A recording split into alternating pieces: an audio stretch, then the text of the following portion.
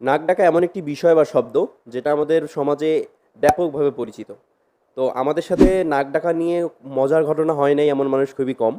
এমনকি আমাদের দেশে নাক ডাকা নিয়ে সিনেমা কিংবা নাটকও রয়েছে। তো আমাদের মধ্যে যদি কেউ নাক ডাকে আমরা চিন্তা করি সে মানুষটা অনেক আরামে ঘুমাচ্ছে আর আমাদের শান্তিটা নষ্ট করেই দিচ্ছে। মূলত আমরা চিন্তা করি যে নাক ডাকে ঘুমাচ্ছে সে খুবই আরামে ঘুমাচ্ছে, কিন্তু স্বাস্থ্যবিজ্ঞান এ ব্যাপারে বলে বাস্তবতা ভিন্ন। নাক ডাকলে যে কেউ আরামে ঘুমায় এমনটা আসলে না, এটা আমাদের ভিতরের সমস্যার কারণে হয়। নাক ডাকার ফলে আমাদের ক্ষতিও হয়। বিভিন্ন বয়সের মানুষের নাক ডাকার কারণ বিভিন্ন হতে পারে।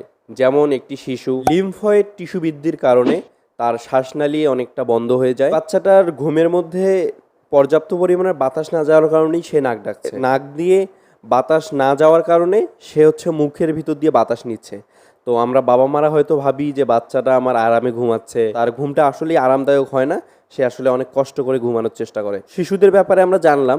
তো আমাদের বাসায় যদি কোনো ছোট বাচ্চা ঘুমানোর সময় মুখ খুলে নাক ডেকে ঘুমায়, তাহলে অবশ্যই আমরা বিশেষজ্ঞদের কাছে নিয়ে যাব, তাদের পরামর্শ অনুযায়ী চিকিৎসা নিব। তো এখন আসি মিডিল এজের পুরুষ বা নারীদের ক্ষেত্রে, তারা কেন নাক ডাকছেন। বাইরের দেশগুলোতে কিন্তু separation one of the top listed কারণ এই নাক ডাকা। কারণ দেখা যায় যে তার পাশে যিনি ঘুমাতে চাচ্ছেন তিনি কিন্তু ঘুমাতে পারছেন না।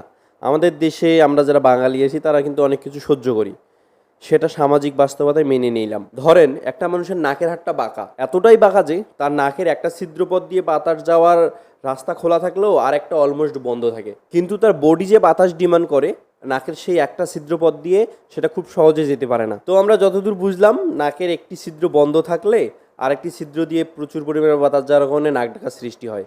তো অনেক সময় আমাদের ঠান্ডা লাগার কারণেও কিন্তু নাক বন্ধ হয়। আমাদের উচিত যখন আমাদের নাক বন্ধ হয়ে যাবে ঠান্ডায়, ঘুমানোর আগে অবশ্যই নাক পরিষ্কার করে ঘুমাতে যাব। ঘুমানোর 1-2 ঘন্টা আগে আমরা চা কফি পরিহার করব, অতিরিক্ত মশলা জাতীয় খাবার কম খাবো। ঘুমানোর আগে বেশি পরিমাণের পানি পান করলেও আমাদের নাক ডাকার আশঙ্কা কমে যায়। এছাড়াও 1 গ্লাস গরম দুধে 2 চা চামচ হলুদ গুঁড়ো মিশিয়ে খেয়ে ফেলুন। বিশেষজ্ঞরা মনে করেন এটাও নাক ডাকা বন্ধের একটি কার্যকর প্রক্রিয়া। তবে এসব চেষ্টা করেও যদি নাক ডাকা না কমে, অবশ্যই বিশেষজ্ঞ চিকিৎসকের পরামর্শ নেওয়া উচিত।